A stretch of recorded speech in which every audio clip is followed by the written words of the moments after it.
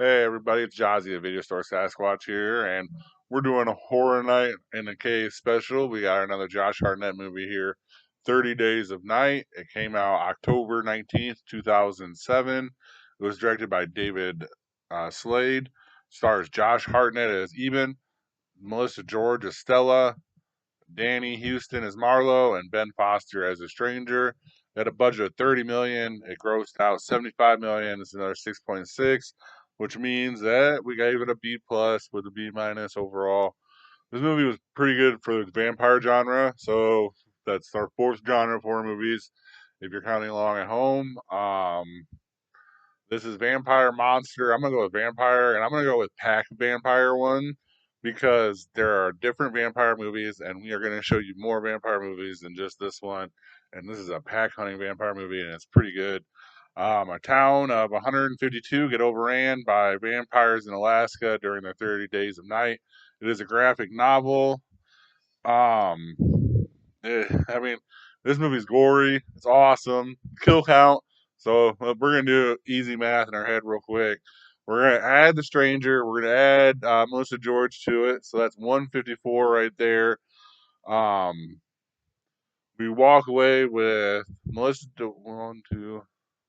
We walk away with three survivors. So that means a kill count of about 151, and you probably see about 151 of them. It's pretty cool. It's in Barrow, Alaska. It is 80 miles to the closest city, and it's 30 days a night. That we're set up in the movie right now. We see Ben Foster, who's a stranger, walking along just a trail towards the city. We see a big boat. We see a bunch of stuff. We kind of get the suspicion that we know what's going on. The first warning sign for the whole city, the comms, they find all the comms melted. And then they get a second warning sign as a pack of dogs has died or was killed brutally. And they actually find out it was the stranger, Ben Foster, that did this. He gets arrested and he warns them. He's like, dude, there's some dirty stuff coming. And I'm sorry I brought it along, you guys. And I believe that the accent is a lot of repeating himself, a lot of like mid sentences that shouldn't be where they should be, but it's still good. It actually adds to suspense. Then they just try and take off. They figure if we can take off and get to the next city or wherever, we can warn people or we can get some help out here. They find out the helicopter was destroyed. They find out. I mean, they're pretty much screwed. These vampires already started. One thing I would have said is, I think the vampires probably could have took their time and kind of nitpick these people one at a time. They went right out and just took them all over. But the head vampire Marlowe, very sinister. He says it that there is only death and hunger, so he's basically just at this point in time a killing machine. We finally meet up with Marlowe and Ben, and we see what's going on there. Um, the stranger definitely thinks that he's about to become a vampire, and he says, "Look, they'll believe anything" to his fellow vampire, and then he kills him. This vampire cannot be trusted. It's shown there. Uh, this is a crazy movie. The pacing's very good. Eventually we get 18 days in, and we get all these days in. They have to move from where they're at. They have to get food and stuff like that from the store. So it means that they have to move from the apartment that they're at. And then they see the most scariest little girl vampire thing I've ever freaking seen in my life. She snarls at them, and then they kill it. And they're like, I don't know whose girl that was. I don't know who it was. So it was obviously with the vampire crew already. Um, I mean, just think about this situation. You're in a small town. You're confined already as is, so it's already not the best situation to be in. Very like emergency wise. You're at least 80 miles away from wherever you have to be. The roads probably suck at night to drive that 80 miles if you can even make it that 80 miles to get anywhere. And now you have these vampires that they ain't ever gonna have a day for 30 days.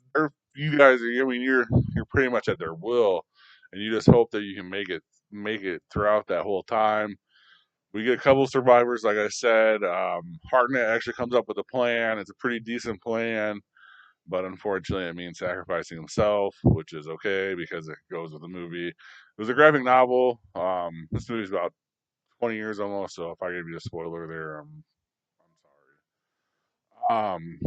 The gore in it is awesome.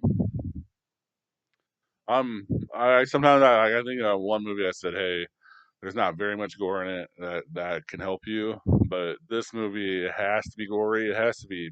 I mean, just it has to be really really just in your face because we have a pack of vampires that are just there to kill people. They're not there to like sit there and think about or take their time or get one at a time. They're just gonna go after this whole freaking town. You know what I mean? So they're not even worried about all that. They're just worried about this time. And I mean, I mean, it's a good movie. It's a good concept. Great concept. I'm surprised that older movies didn't start here, or there wasn't a movie in between this time that showed them in this time period because this is a hell of a concept. This is a great a vision through the director to look at the graphic novels or wherever they found it. Yeah, I like this movie. I like the vampires in it. Like I said, there's a bunch of different ways to do vampires. This one, like they had the mouth open.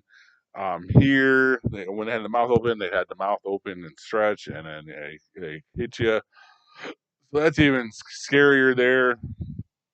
All sharp teeth when they're talking. Um, very good movie. Like I said, I gave it a B plus in the genre. There's so many different horror movies. Like the next vampire movie we'll probably do is a Dracula movie because this is like a single vampire. There's Dracula.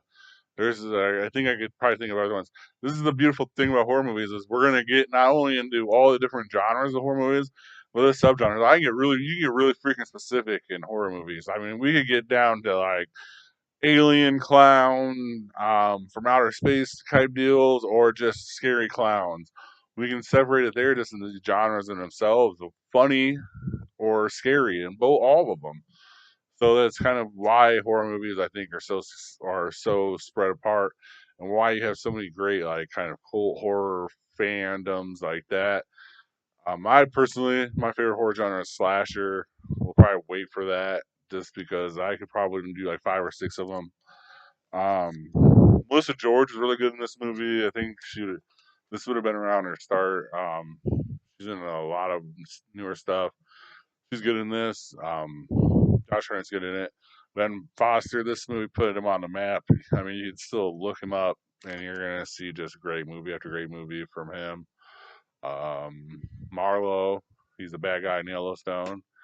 Um, so yeah, so it's 2007. So I mean, really all these people are still pretty much working.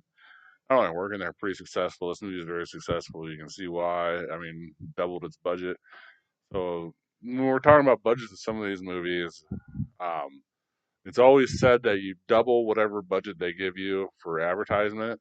I don't believe that. I believe that like okay, if they give you a number for like Deadpool, like 180, they might have doubled that number for Deadpool.